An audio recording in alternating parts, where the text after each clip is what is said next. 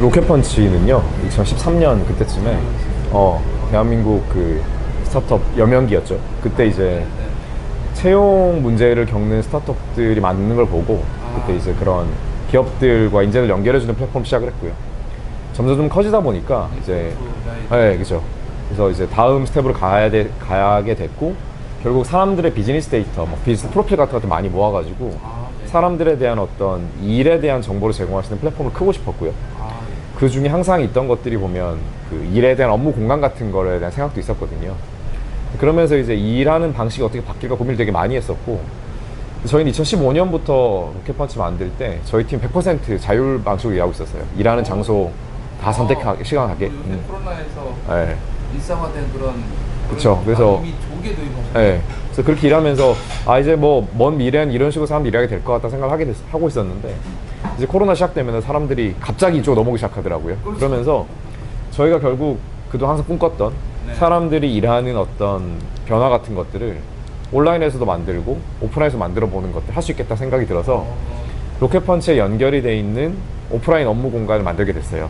근데 이제 그거를 같이 만드는 데 있어가지고 그거에 대한 되게 좋은 아이디어를 가지고 있던 팀을 만났고 그 팀이 회사 합병을 하고 회사 이름은 알리콘으로 바꿨고요. 알리콘이라는 회사가 로켓펀치라는 비즈니스 소셜 네트워크를 가지고 있고 그리고 집 근처 사무실이라는 컨셉으로 운영되는 집무실이라는 공유 오피스를 가지고 있습니다. 그래서 사람들은 이 두 서비스 하나의 계정을 쓸 수가 있고요. 그래서 저희는 이제 일하는 사람들의 어떤 업무 공간의 집무실을 제공을 하고 이 사람들을 온라인에서 플랫폼 연결시키는 걸 로켓펀치 사겠다라는 전략으로 사업을 하고 있습니다. 지금. 보완적이 되네, 가격이 되네요. 근데 그렇게 합병이 이렇게 쉽게 금방 된 거 참 놀라워요. 주변에 많은 분들이 도움 주셨고요. 그리고 사실은 그 절차보다는 합병한 데 있어가지고 보면 회사들이 합병 전후에 보면 어떤 그 유기적 결합 같은 게 굉장히 어렵잖아요. 그게 가능했던 이유가 뭐 운명적이었다고 생각하는데 저희가 찾아가가지고 갑자기 뭐 그래도 서로 알던 회사긴 했지만 대뜸 찾아와가지고 회사 합병해서 새로운 사업 하자라고 하면은 되게 쉬운 어떤 이상한 제안이잖아요, 어떻게 보면. 근데 이제 그거를 갑자기 그렇죠. 이상한 제안이 갑자기 나타나서. 근데 그걸 이제 할 수 있었던 이유가 이 회사가 오랫동안 브랜딩 쪽에서 계속 새로운 브랜드를 만들어주는 일을 많이 하고 있었어요. 브랜딩 에이전시였는데 그동안 굉장히 많은 그 회사들을 만들어주면서 이분들이 관심이 있었던 것들이 일하는 환경에 대한 관심이 되게 많았어요. 그래서 우리가 어느 순간 새로운 자체적인 사업을 만들게 되면은 이런 업무 공간들을 만들어 보자라고 하고 집무실이라는 가상의 브랜드를 만들어서 이미 그들이 한번 구상을 해봤던 거예요.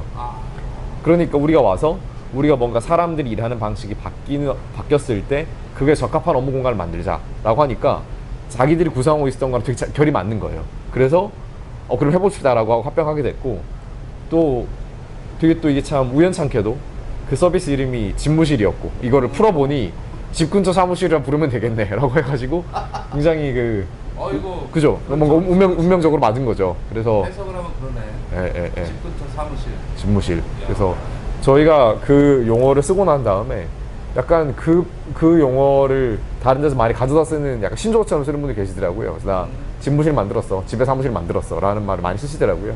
그래서 뭐 그렇게 합병을 어려웠지만 할 수 있게 됐던 것 같아요. 그런 거 있어가지고.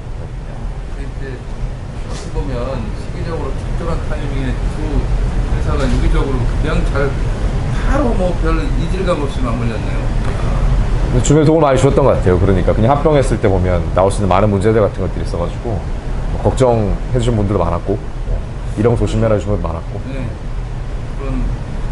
우리가 이제 그런 공유 오피스인데 이게 되게 다 도심에 있잖아요. 도심에. 네. 강남 대권 뭐 여의도 같은데 업무 지역이죠. 업무 지역. 그러니까 이런 건데 여기까지 또 다 나와야 되는 거잖아요. 맞습니다.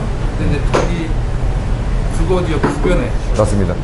주변에 있는 거니까 그야말로 공간 이동을 할 필요 없이 바로 거기서 네.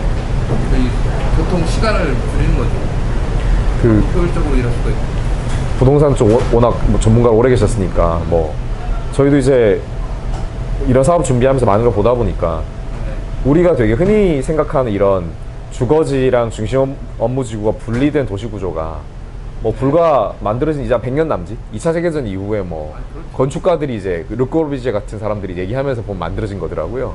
그 전에는 보면 당연히 집이랑 농장이랑 붙어 있는 그런 구조였는데 아래층이 공방이고 위에가 주거지 네. 그런 형태이거나 아니면 뒤쪽에 있거나. 그죠. 그게 이제 지금 분리가 됐는데 이제 사람들이 원격 근무와 같은 것들 되게 많이 하기 시작했으니까 그러면 굳이 그 사람들이 다시 도심지로 출퇴근하면서 발생하는 많은 도심 교통 문제라던가 뭐 거기 연결돼 있는 시간 문제 같은 것들 그런 걸 보면 그 경단녀 분들도 설문을 많이 해보면은 왜 이제 육아하면서 그 직장을 포기했습니까 물어보면은 결국 아이를 어린이집에 맡기고 이렇게 찾아오는 이 출퇴근 시간 너무 걸리니까. 그렇습니다. 그래서 보면은 원격 근무 같은 데 활성화되면은 그런 우리나라에 있는 많은 사회적 문제 같은 것들도 같이 풀리게 될 거라는 생각들을 하게 된 거죠.